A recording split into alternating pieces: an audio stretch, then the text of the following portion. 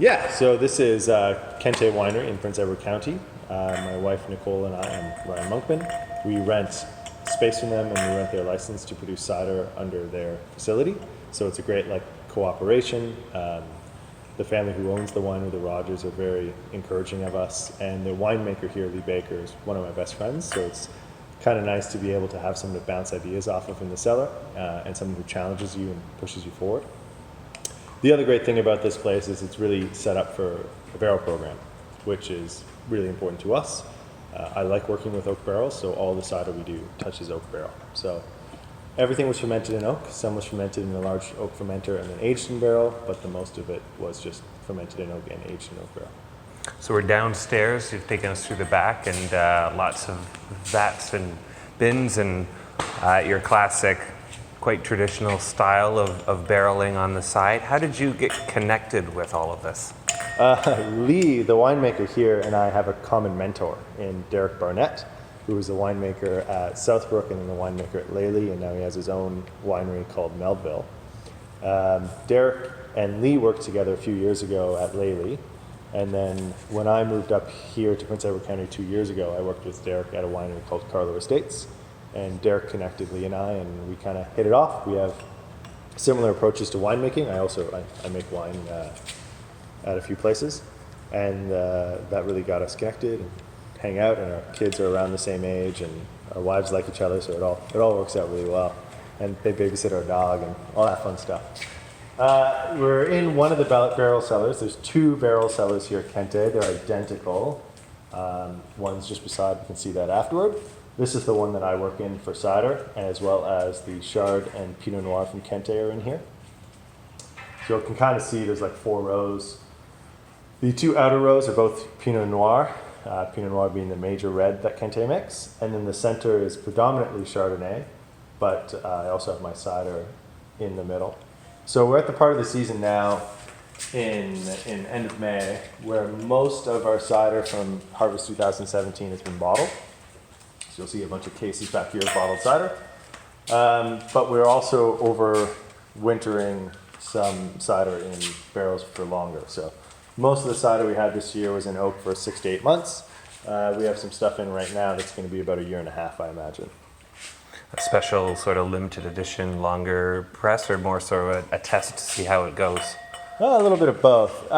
So the stuff in barrel right now is predominantly golden russet. It's 72% golden russet. And it's got some other tannin varietals in there which are really carrying it. So if something has more tannin and more alcohol, it's able to handle barrel for longer periods of time. In the barrel process, there's a whole bunch of great things about barrel. In addition to just being beautiful works of art, each of them. The oak breathes. So what ends up happening is you evaporate cider outside of the oak, and that creates a vacuum inside the oak which pulls air in. That process is very, very slow, and the oak works as a membrane that transfers that oxygen in. Now, a lot of ciders, you try to never have oxygen in contact with them because you're afraid you're going to lose flavor. With that really slow oxygen transfer, which we call microoxygenation, helps combine all the tannin and the flavor together and create that smooth profile. So that microoxygenation is key to developing the nice warm mouthfeel and the pleasant lasting character. So it kind of limits harshness and increases roundness, which we really like. So if something has more tannin, it can handle being in oak longer, which is why, I relate stuff to winemaking a lot because that's my original background, what I studied. So with wine, you'll typically see whites that go into barrel are in barrel for 8 months to a year. Reds are 1 year to 3 years. And it's because they have that more tannin that allows them to take that process. Mm-hmm. So every oak we use is light toasted, maybe some medium toast in there. Nothing heavier than that. So the lighter toastings allow more freshness and sweetness and preserve the aromatics of the cider. The heavier you toast something, the more oak barrel flavor you get coming in. So I like things to taste like cider. I don't want things to taste like whiskey. Now, there's a place for that. There's a lot of place for whiskey aging barrels, and don't want to be critical of it. It's just not something that we're doing here. Yeah. Just like there's a place for bubbles. I love bubbly cider too. It's just not what we do here. Yeah. And there's so much now coming into the market with everything growing 2-3-fold over the last couple of years. There's a place for everything, Yeah. which seems to find well. So have you found as though that, people who are trying your stuff, in comparison to others, what are the reactions? So far, very positive, but admittedly, I mean, it's the end of May. We've been on the market for about a month, so there's not a huge number of data points.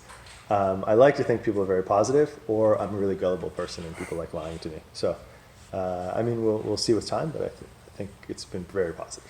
So the first two you have as an offering are sort of the first main production that you've put out. Can you tell me a little bit about what's in each of those?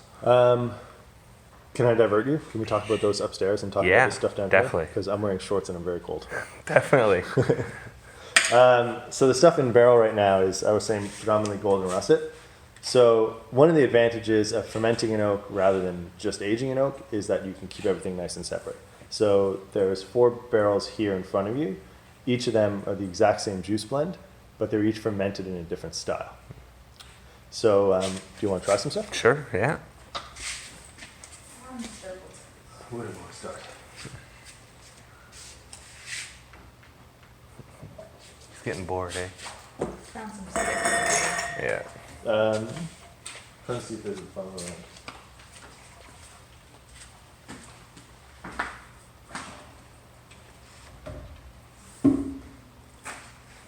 You can have that if you want. Food grade silicone? Sure. There you go. He loves doing everything here. Cheers. He does like cider and beer too. Yeah. He'll do his best to try to get a hold of something while we're with it. So There you go. Thank you. excellent. So this is predominantly golden russet. There's some wine sap in there as well.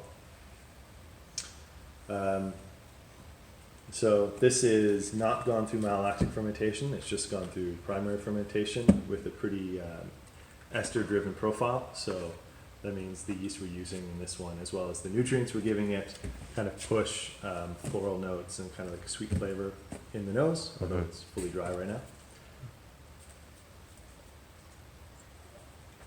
Do all of the esters come from the yeast typically? Or? Absolutely. Okay. So the main alcohol being produced is ethanol, but there are some other smaller, larger alcohols, but smaller amounts of other alcohols being produced. What we call higher alcohols or fusel alcohols, the more of those you get produced will form esters in the long term. So when they bind, they form esters. There's ways you can kind of increase your chances of getting that. So one is by giving the yeast like really, really healthy food rather than junk food, if we're talking about different kinds of nutrients. So it's a little tougher to ferment that way, but I think the end product is a lot prettier, and I really like it. So you'll tend to see like a common thing you'll see in ciders that I make is floral notes and kind of sometimes banana aroma, that kind of thing. And those are those esters that we're trying to push. Yeah, and that definitely has it available in there. Like Yeah. you could taste it. Yeah, which Kind of I- reminds me of like a Hefeweizen a little bit. yeah, it's very similar. Yeah. You're bang on. And just to kind of kick at the bucket, something completely different. So exact same juice blend. So this one was pushing more of a reductive ferment. So we talk about reduction generally as a fault, but there are advantages to kind of riding the line of that fault. And what you can do is you can kind of preserve some different kinds of aromas as well. So I was kind of driven along that line, and then afterwards went through full malolactic. So it's the same juice, but it's a very different cider. But as you said, there's a lot of oak in it, in both. Mm-hmm. Mm-hmm. Very good. It is. And then we'll just do this quickly. But the idea behind doing everything separate is, this one's open. So they form a vacuum. There you go.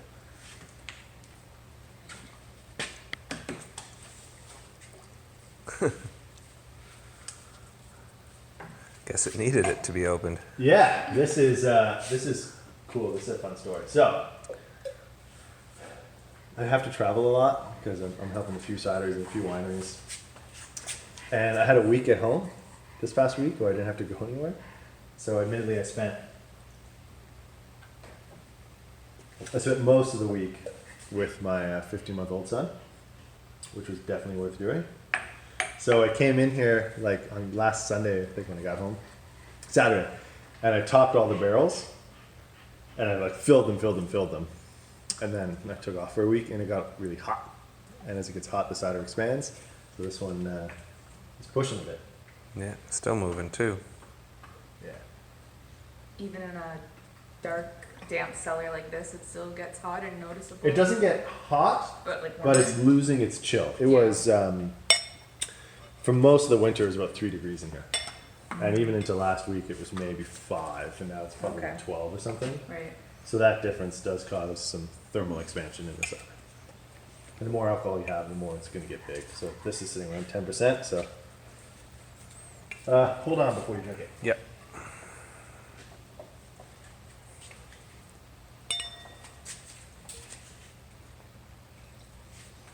This is fun. I haven't actually done a blend in a couple months on these guys. So I hope it's good. Yeah, do you want to explain exactly what the two of it that you put together and why? Just for curiosity's sake. 4 actually, 4, yeah. okay. So you tasted 2 of them. Yeah. We're going to do all 4 blended together. So each of them is a very different cider as you experience from those 2. And the idea of doing them all separate like that is to eventually blend them together before bottling. Mm-hmm. And in that process, now you're going to have a whole bunch of different layers of complexity. So it's not just going to be, like, say, we talked about the banana note, and it's not just going to be those reductive notes. It's going to be all of those playing together. So you're switching from eating like roast beef, which is delicious, to now like a beef stew, which is delicious but for a different reason. Yeah. And it's because there's all these different flavors at play. And then for your process, you'll spend some time figuring out what that sort of percentage of blend is so that it gives you the right sort of palate, or will you just sort of go with sort of an even quarter each? It depends on the product. So with this stuff, I might keep one barrel longer than the other ones, but that might not just be one full one. So I have that space where if I want to do, each barrel is 225 liters. Well, these ones are 228 actually. So if I wanted to only do like 675 liters from this blend, I could play a lot and then just whatever's left over, blend in the other barrel. Mm-hmm. So I haven't made that decision yet. I'll probably make that decision in August. Yeah. So for my naivete, the one you've got marked here, a lot cloudier than the others. Explain why that is. It's, so I talked about this one had gone through malolactic fermentation. That one is destined to go through malolactic fermentation, so it hasn't been sulfured, and the idea is we want it to go. The malolactic fermentation I'm doing here, I'm doing spontaneously or wildly, so I'm not adding bacteria, I'm using what's in the cellar. Now, this cellar has a history of being successful in that process, so it's not necessarily something you do everywhere, but it works well here.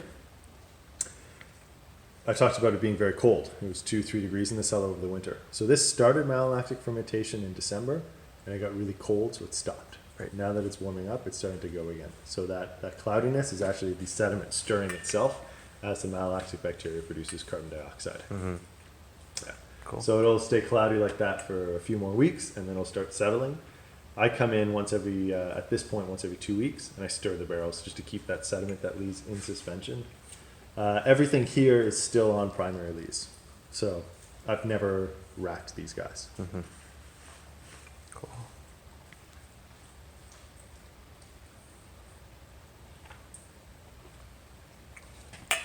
And you definitely can taste the complexity of all the different types through it.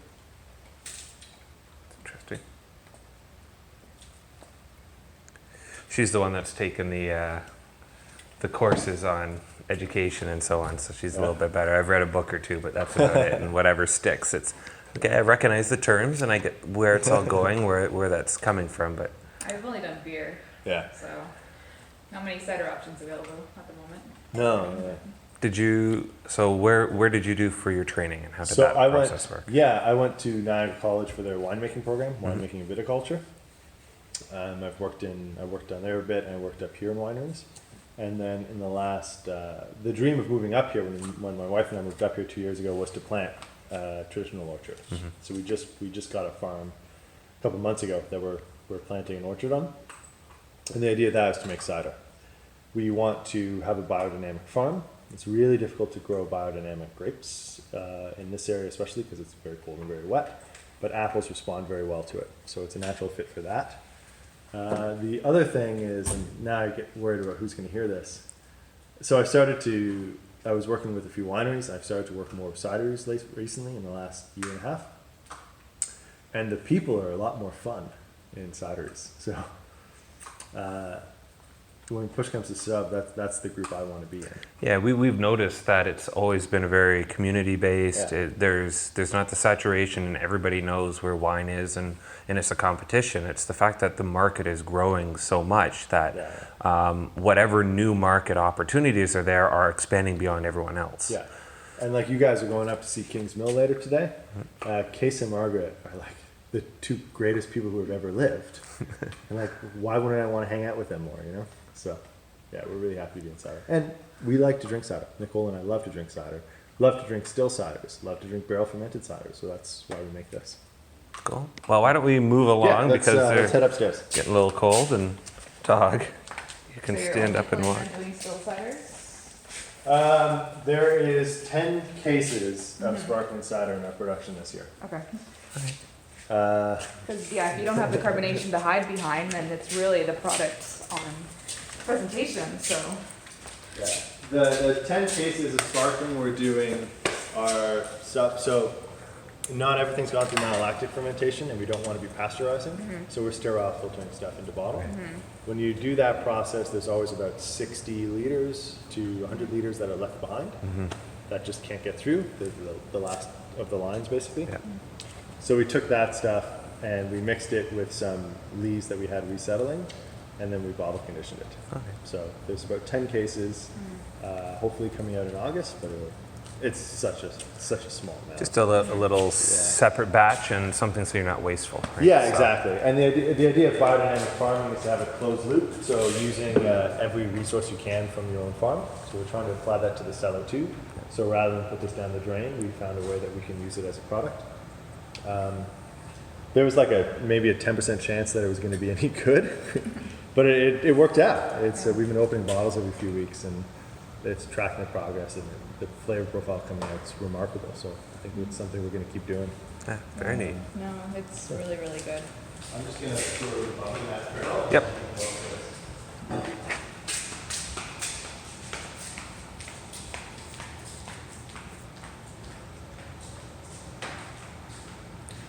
Hey, dog, your nose got stuff all over it, dog.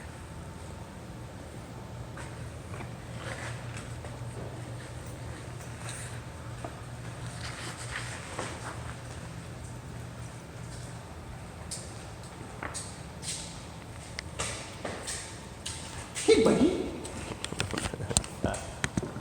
Cider dog? Yeah, totally a cider dog. He's like, I will drink that. Okay, I'll get you. Going up the stairs. Hold on to him, babe. Stubby legs. It's like 27 pounds when most corgis only get to 30, so. And he's only 6 months, so he's gonna be a big dog.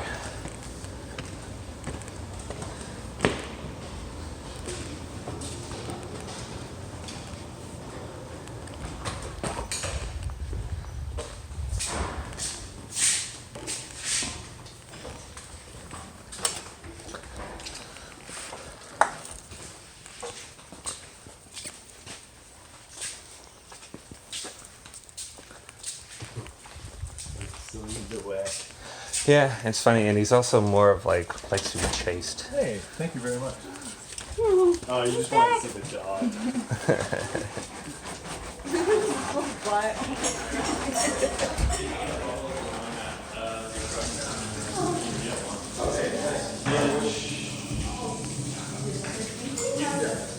Which one? I think it was the portage. And where was this? Yeah. That's great. You're drinking Michael? Okay. Cool. Right there. I appreciate the honesty. Question? Oh yeah, that's a great sign, eh?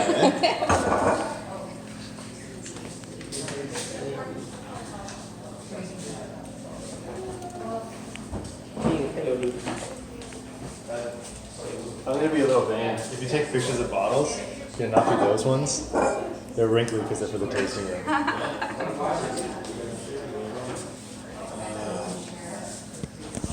Yeah, let's try these and then we can talk about it. When's your next appointment? Hinterland, and They don't actually, they never got back to us. We're only just so we'll probably just swing by and grab and then head up. So we've got a few minutes, but not too much. Sure. So we're obviously, as you can hear, in the tasting room, which is set up so it's a split between the ciders that you're offering right now that you have available, and then a handful of the Kent Heat wines. Do you want to speak to us a little bit about what you have here? Yeah, so we're going to do Northern Spy first. So this is single varietal, just Northern Spy apples. Similar to the stuff you had downstairs, this was fermented in 5 different French oak barrels, aged in those barrels, and each was given a different treatment. So different kinds of use, some wild, some inoculated. There was some that went through malolactic, some that didn't. And the idea is to build up each of those layers of complexity. This was an even split, so it's 20% of this, 20% of that, 20% of that, 20% of that. And it was blended just before bottling. So just to try and keep it separate as much as possible to build character, and then throw it all together. So, it's fairly dry. It is obviously still, and yeah, why don't we try? So the big things coming in, similar to the russet and to the other one, there's quite a bit of estery aromas coming through, which kind of give you that honey note and that wildflower. And then there's some kind of tropical fruit notes coming through as well, which I really like. This one was admittedly, have you guys had a lot of the ciders from like the Finger Lakes region? Can't say we have, no. Okay, so you gotta get down there. It's my pitch. But there's a few ciders down there we really like. So Autumn at Eve's cider is fantastic. Garrett and Melissa from Good Life Farm, which is now called Kite and String Cider, makes fantastic cider. Sorry, I got distracted by Ryan. There's fantastic stuff down there, and they rep Northern Spy hard. So in March, I was down at a growers meeting, an apple growers meeting in Western Mass, and a bunch of those guys were there. So I brought a bottle of this. Now this was going to stay in barrel a little longer. I was actually going to release the russet this spring, and poured it for them. And to my shock, they liked it, which was really giddy for me. And then we were tasting it more and more and more, and we decided to come out with this right away and leave the russet, just so that I had time to integrate the tannin a little more. And this was kind of ready to be on the show. Mm-hmm. And you wanted to make sure you had at least 2 varieties when you launched, and something. Yeah, and there's another one we have bottled up that's waiting to be released, but I wanted to age and bottle a little more. We can try that. There's some in the back room. Anyway, so yeah. So there's a big. You said what type of apples was in this one exactly? 100% Northern Spy apple. So Northern Spy is its roots are in upstate New York. It's pretty acid driven, so pretty sharp. It's got fairly mild tannin, which we were able to increase with some skin soaking at milling just before press. So just to try and extract some more of that tannin from the flesh, and then straight into barrel for ferment. Excellent. A lot of the ciders in Nova Scotia are pretty much 100% Northern Spy too. Right? Yeah. It works really well. It's also a good gateway cider for people. Yeah. It's not a lot of the single varietal ciders can be kind of aggressive, It's not. It's very pleasant, really stone fruit driven. So it's a good way to introduce the concept of single varietal ciders. Yeah, a lot of the still ciders in Quebec don't really have a lot of flavor sometimes. Yeah, I mean, It's a different growing place, but yeah. yeah, but there are some. So a lot of them are 100% Macintosh. Yeah. Which is a hard apple to work with because it's basically a one flavor group and Yeah. it's hard. It's that green apple thing, right? There are a couple good 100% Macintosh ciders coming out of Quebec, and like that is impressive to do.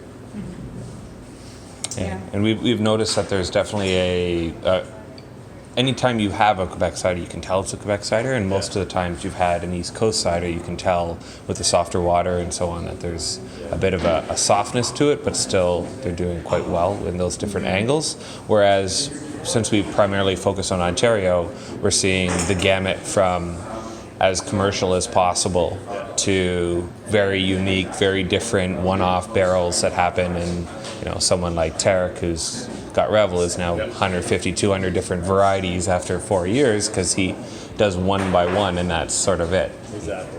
And it's nice to see that expansion in the market in different areas because it seems as though the capacity is growing and growing in the area. Absolutely. And it's so cool, right? And their gin botanical cider. Oh yeah, One of the best things I've ever had in my life. Yeah, it's definitely my favorite, the Spirit of the Woods one. So this is Buzzing Chatter. It's the other one that's for sale right now. It's a blend of different apples.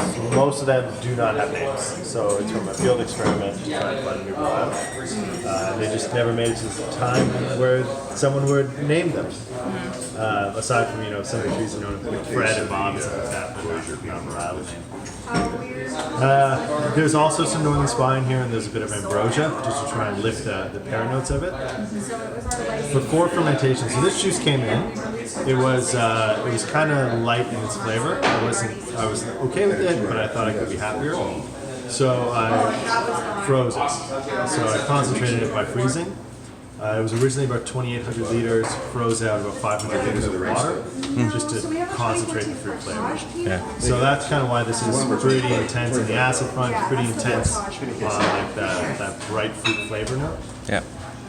And there's a hint of sweetness in this just because, to be honest, the acid was ranked. Yeah. So, Yeah, and it has quite a different sort of taste to it. It's almost a thicker in its own way, right? Which is kind of nice. I mean, obviously the stillness to it gives it a very different element than what's available. So, I'm gonna grab one more bottle for you guys to try.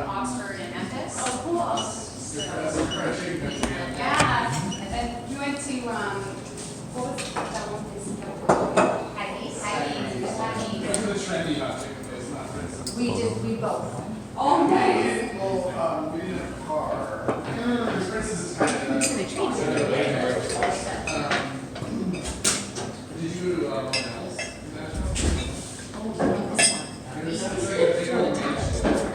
So this isn't released yet, but will be fairly soon. So the stuff you tried downstairs that was mostly golden russet, this was originally one of those barrels too. Talked about each barrel getting a different fermentation style. This one was fairly different. Well, I'll talk about it in a minute. And yeah, thanks. So I just really liked where it was at.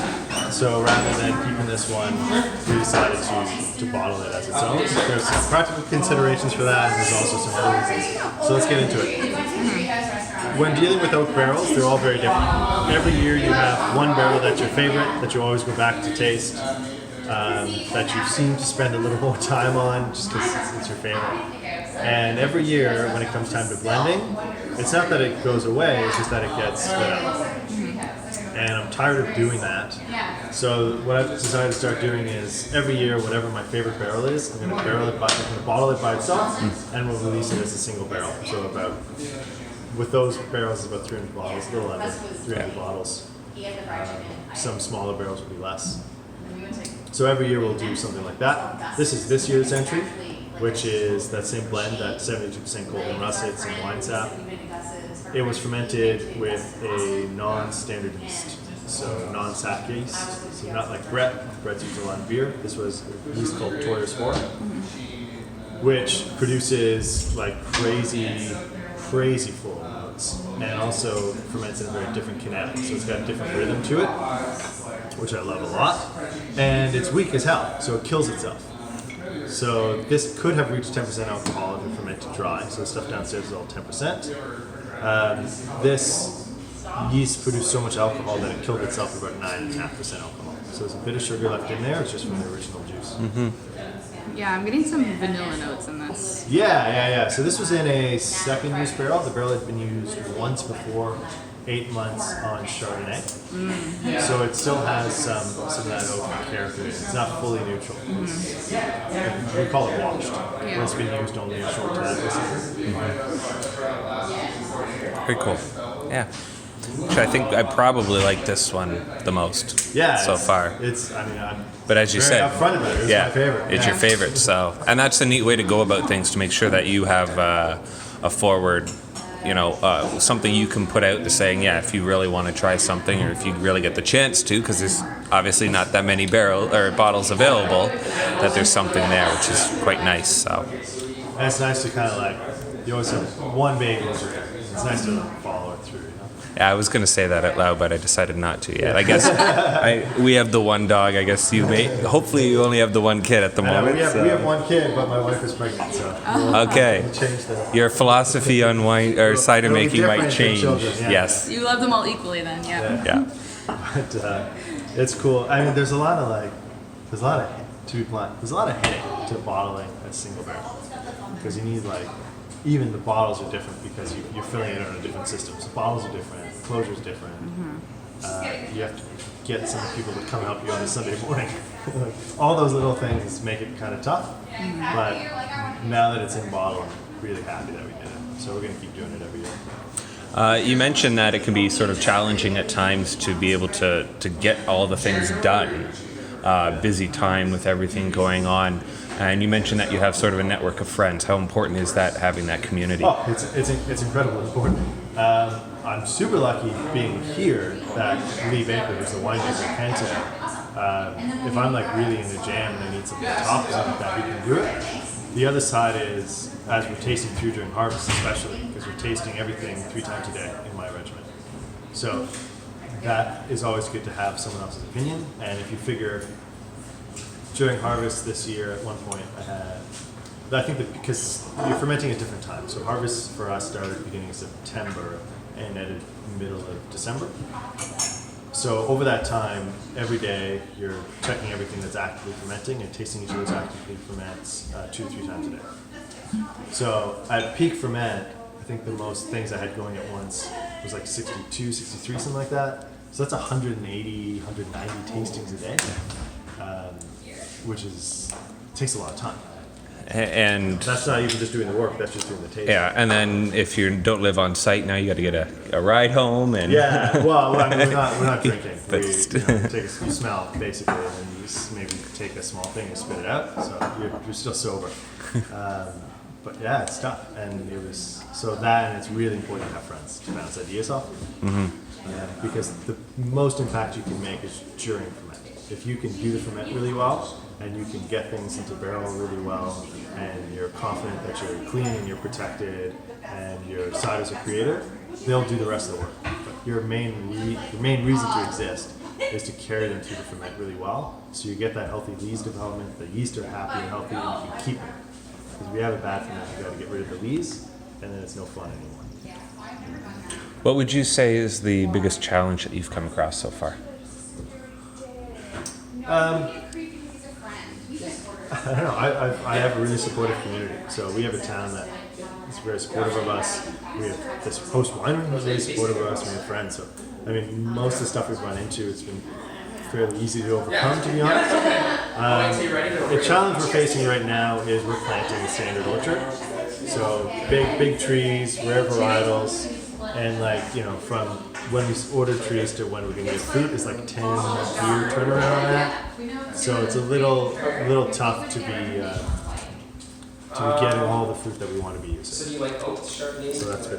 Yeah, and that's actually what we've heard a lot with the explosion in acres in the area, that because a lot of apple farmers that sort of shut up shop or pulled out their trees maybe 10, 15, 20 years ago, there's a shortage in the area, or there is going to be a shortage, especially with everybody coming on board of late. So I think that's one of the major themes that we've sort of come across this year. And there are some workarounds, right? So it's about being creative with what you can get, and it's more important for us to be using fruit that's grown here in Prince Edward County than necessarily pulling stuff in from other places. So I'd rather make the best cider I can with the apple we have than try to pull something else in. So you've got 2 available right now. Yeah. You're looking at potentially the 3rd in the fall that you're going to release, or The one that you just tried, that single barrel, that's going to come out probably in June. okay. And then the sparkling will likely come out in August. And then where can people get access to the product? So here at Kente is the best spot. So in our tasting room, you can also order through us online. And other than that, we're going to be in a couple restaurants starting this week, which we'll announce through social media and stuff like that. The best thing to do is to get a hold of me through Instagram, because for some reason I'm addicted to the media. So that's where I am most of the time. And probably how we got connected here to have a chance to come in, because we run multiple accounts. So I guess that all works out. It's nice to have a dog that also promotes the cider. So, Yeah. well, thank you so much for the Hey, time, thanks and all the best. And we look forward to seeing what else is coming forward your way. And again, as you said, it's definitely worth a swing by here to see the place and to get a chance to try it. So, thanks I again. appreciate you coming in. All right, cool. Say hi to Jonas. Say hi to Case. We will, absolutely.